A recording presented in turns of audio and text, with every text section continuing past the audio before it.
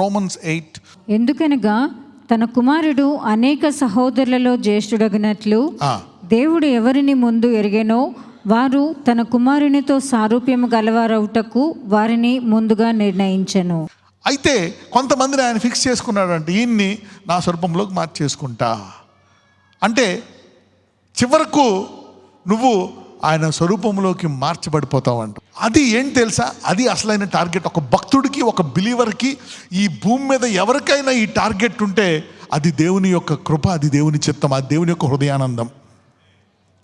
నేను ఆయన స్వరూపంలోకి ఒకవేళ ఎవరికైనా ఆ వాగ్దానం ఇచ్చాడు అనుకోండి, పౌలు చెప్పేశాడు, నేను నా యాత్రను ముగించాను, నాకేమివ్వబోతుంది? జీవ కిరీటం ఇవ్వబోతుంది. అంటే పౌలు ఇప్పుడు ఏ స్వరూపంలో ఉంటాడు? ఇప్పుడు పౌలు కన్ఫర్మ్ టు హిస్ ఇమేజ్. ఒకప్పుడు హత్య చేశాడు, దేవునికి వ్యతిరేకంగా పోరాడాడు, అన్నీ చేశాడు. కొన్ని బలహీనతలు ఉన్నాయి. నేను పిల్లవానిగా ఉన్నప్పుడు మినిస్ట్రీలో నేను కొన్ని పిల్లవాని ప్రవచనాలు ప్రవచించాను, కొన్ని పిల్లవాని బోధలు బోధించాను. తుదకు దేవుడు అతన్ని తన స్వరూపంలోకి మార్చేసుకున్నాడు. ఇలా నిర్ణయం చేశాడు అనమాట. సో అందుకే ఆ వ్యక్తి ఇప్పుడు నువ్వు తప్పు చేసావని అనడానికి లేదు. అలాగని ఖండించకుండా ఉండాలా? ఖండించాలా? తెలియాలా? రైట్. న్యాయాధిపతులు 14 మొదటి 6 వచనాలు. సంసోను తిమ్నాతునకు వెళ్ళి తిమ్నాతులో ఫిలిష్తీయుల కుమార్తెలలో ఒకతను చూచెను. ఓకే, సంసోను యొక్క పుట్టుక రహస్యం ఏంటి? దేవుడు అతనికి ఒక గురి చెప్పాడు. తన మానవకి మరి ఆ కుటుంబానికి ఏం చెప్పాడంటే, సంసోను దేనికోసము మీ గర్భము ముందు పుడుతున్నాడు అని ఒక దర్శనం ఇచ్చాడు వాళ్ళకి. ఏంటి ఆ దర్శనము? అప్పుడు పరిపాలించేటువంటి ఫిలిస్తీయుల నుండి ఈ బిడ్డ విడిపిస్తాడు అనే దర్శనం ఇచ్చాడు అనమాట. ఓకే, ఇప్పుడు మరియకి ఎలా చెప్పాడు? నీ కడుపున అద్భుత రీతిగా ఒక కుమారుడు పుడతాడు, ఇతడు లోకాన్ని రక్షిస్తాడు. Right, he's the saviour of the world. ఒక గురి అనమాట. యోహాను పుట్టినప్పుడు చెప్తాడు, అవును ఇతను యేసయ్యకు ఒక మార్గము సరళము చేయు ఒక ప్రవక్త, ఒక అరణ్యములో ఒక స్వరము. అలాగా సంసోను కూడా చెప్తారనమాట. రైట్, దేవదూతలు వచ్చి మరి ఒక దూత వచ్చి చెప్తారు, ఇదిగో నీ కడుపున వచ్చే బిడ్డ ఫిలిస్తీయుల నుండి విడిపిస్తాడు. రైట్, కమాన్ చదవండి.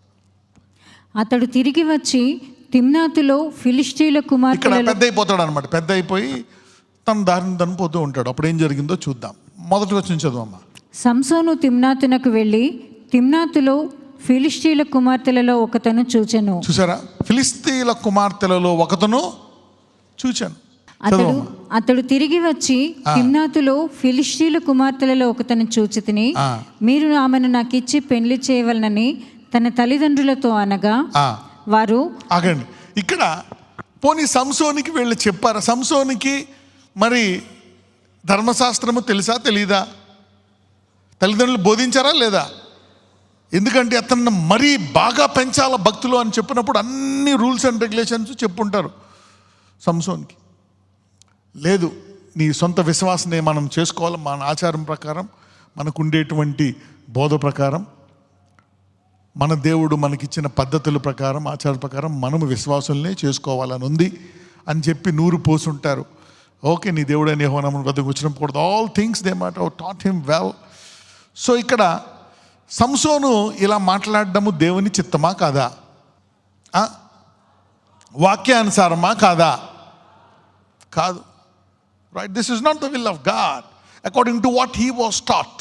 రైట్, తల్లిదండ్రులు అప్పుడు ఉండేటువంటి ఆచార పద్ధతుల ప్రకారం, ధర్మశాస్త్ర ప్రకారం సంసోను రైట్ మార్గంలో వెళ్తున్నాడు. ఇక్కడ తప్పు మార్గంలో వెళ్తున్నాడా? తప్పు మార్గంలోనే వెళ్తున్నాడు. ఇది అతని బలహీనత, బలమా? బలహీనత. At least you understood this. Good. Right. అతను తిరిగి వచ్చి మరి తిమ్నాతులో ఫిలిస్తీయుల కుమార్తెలో ఒకతను చూచితిని, మీరు ఆమెను నాకు ఇచ్చి పెండ్లి చేయవలనని తన తండ్రులతో అన్నాడంట. రైట్.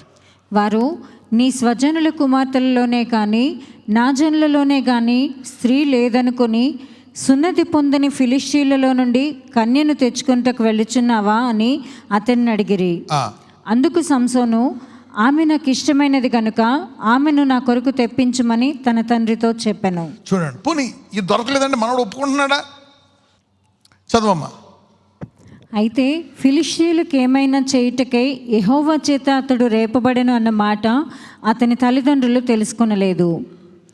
ఆ కాలమున ఫిలిష్తీయులు ఇశ్రాయేలీయులను ఏలుచుండిరి. అయితే ఫిలిష్తీయులకేమైనా చేయుటకై యెహోవా చేత అతడు రేపబడుచున్న మాట అతని తల్లిదండ్రులు తెలుసుకొనలేదు. మరి ఇక్కడ దేవుడు ఇక్కడ సంసోను యొక్క బలాన్ని వాడుకుంటున్నాడా, బలహీనతను వాడుకుంటున్నాడా ఆయన చిత్తం నెరవేర్చడానికి? చూసి, కానీ దేవుని చిత్తం ఏంటి? బలాన్ని వాడుకోవాలా, బలహీనతను వాడుకుంటాడా? బలాన్ని. కానీ ఇక్కడ బలం ఉందా? లేదు. టార్గెట్ మర్చిపోయాడు. ఎందుకు? కష్టపడి పెంచారు, పాలు పెరుగు వెన్న పెట్టారు. అక్కడ ఫిలిస్తీన్లు రోజుకు ఒకరిని చంపేస్తున్నారు. ఎవరన్నా అడ్డొస్తే పంపిస్తారా కొడుకుని? చెప్పండి, పంపించరు. వాళ్ళు భయంలో ఉన్నారు, మనోడిని వెళ్ళమని చెప్పట్లేదు. The problem when you operate in fear, నీవెప్పుడైతే భయంలో ఉంటావో నీ బలాన్ని పెంచుకోకుండా దేవుడు తన గురి వద్దకు తీసుకెళ్ళడానికి నీ బలహీనతను కూడా వాడుకుంటాడు. దానివల్ల లాభాలు ఉంటాయా, నష్టాలు ఉంటాయా? ముగింపు నష్టాలే ఉంటాయి. చూసారా?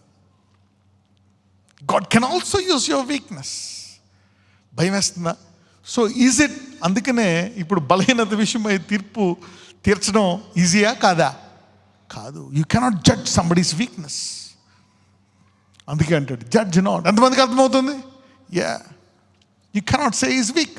God is using Samson's weakness which is not. ఎందుకంటే యేసుప్రభువు వారు ఒక్కసారి కూడా ఆయన బలహీనతను వాడుకునే ఛాన్స్ ఇచ్చారా? ఇవ్వలేదు. ఎందుకంటే ఆయన బలహీనుడు ఎప్పుడు లేడు. ఎప్పుడు ప్రార్థనలో ఉండి ఆయన ఎప్పుడు కూడా తన శరీరాన్ని జయిస్తూ ఎప్పుడూ కూడా ఆయన బలముగానే జీవించి ఒక్క పాపము చేయకుండా కూడా ఉన్నాడు. అదే దేవుని యొక్క చిత్తము. ఎంతమందికి అర్థమైంది ఇది? That is the will of God. మరి ఆయన శిష్యులందరినీ పిలుచుకున్నప్పుడు వారిలో బలహీనతలు ఉన్నాయా లేదా? వారి బలహీనతలు బయటకు చూపించారా లేదా? వారిలో బండ అయిన వాడు ఎన్నిసార్లు తిరస్కరించాడు? కానీ దేవుడు మళ్ళా ముమ్మారు, పేతురు నన్ను ప్రేమిస్తున్నావా పనిసి 3 సార్లు కన్ఫెస్ చేయించి అతన్ని బ్లెస్ చేశాడు. నా చూద్దాం, లెట్స్ స్టడీ. అప్పుడు సంసోను తన తల్లిదండ్రులతో కూడా తిమ్నాతునకు పోయి తిమ్నాతు ద్రాక్ష తోటల వరకు వచ్చినప్పుడు కొదుమ సింహము అతని ఎదుటికి బొబ్బరించుచూ వచ్చెను. యెహోవా ఆత్మ అతన్ని ప్రేరేపింపగా అతని చేతిలో ఏమీ లేకపోయినను ఒకడు మేకపిల్లను చీల్చినట్లు దానిని చీల్చెను. అతడు తాను చేసినది తన తండ్రితోనైనను తల్లితోనైనను చెప్పలేదు.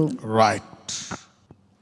అప్పుడు సంసోను చాలు ఇక్కడ చూడండి. నా ఇప్పుడు దావీదు గొలియాత్ని చంపే ముందు, బిఫోర్ హీ కిల్డ్ గొలియాత్, డైరెక్ట్గా మనం అందరం చెప్తావు దావీదు గొలియాత్ చేశాడు కాబట్టి నువ్వు కూడా ఉండాలి, ఎందుకు ఇలా ఉన్నావు నువ్వు? కానీ దేవుడు అలా సడన్గా నువ్వు ప్రైమ్ మినిస్టర్ అయిపో, ప్రెసిడెంట్ అయిపో, లేకపోతే బలవంతుడు అయిపో, ఒలింపిక్స్కి వెళ్ళిపో అని చెప్పడు. Step by step. దావీదుకు ముందు ఆ ఎడారిలో, ఆ అడవిలో ఆ గొర్రెల్ని కాసుకుంటున్నప్పుడు అతనికి ట్రైనింగ్ ఇస్తాడు. ముందు ఎలుగుబంటిని చీల్స్తాడు. ఎంతమందికి అర్థమైంది? ఎలుగుబంటి వచ్చినప్పుడు దేవుని ఆత్మ మీదకి వస్తుంది, ఎలుగుబంటిని చీల్చేస్తాడు. తర్వాత ఏమొస్తుంది? సింహం వస్తుంది. అప్పుడేమవుతుంది? మళ్ళీ దేవుని ఆత్మ వచ్చి అతని సింహాన్ని చీల్చేస్తాడు. అంటే అతని కాన్ఫిడెన్స్ లెవెల్స్ని పెంచాడా లేదా? అంటే గ్రీన్ రూమ్లో ట్రైనింగ్ ఇచ్చాడా లేదా? ఆ బాడీ బిల్డింగ్ స్టేజ్ మీదకి వచ్చే ముందు అక్కడ చాలా వర్క్ ఉంటుంది. పరీక్షకు వచ్చే ముందు ఆ స్టేట్ ర్యాంకర్స్ అందరూ ముందు కష్టపడతారు. ఐఏఎస్ కుర్చీలో కూర్చునే ముందు వాళ్ళు రోజుకి 14 గంటలు చదువుతారు. ఆ తర్వాత దావీదు కాన్ఫిడెన్స్ వచ్చిన తర్వాత అప్పుడు మళ్ళా దేవుని ఆత్మ వచ్చినప్పుడు ఎవరిని చంపుదాము అనేటువంటి విశ్వాసం వస్తుంది దావీదుకి, గొలియాతుని. This is how God trains you. He trains you behind the screen. వెనకాల ట్రై, అప్పుడు ముందు పెడతాడు.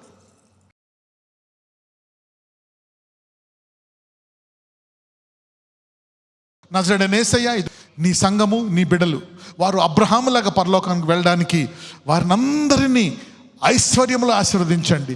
ఎక్కడెక్కడైతే ప్రజలు ఇందులో పాల్గొన్నారో నాయన, ఇదిగో వారు ఆర్థికంగా నీవు అడుగు వాటికంటే ఊహించు వాటికంటే అత్యధికంగా ఇచ్చు దేవుడు కాబట్టి నజరేయుడైన యేసయ్య వీళ్ళందరినీ ఆర్థికంగా అడుగు వాటికంటే ఊహించు వాటికంటే అత్యధికంగా అధికంగా వారికి దయచేయమని నజరేయుడైన యేసునామమున ప్రార్థిస్తున్నాము తండ్రి.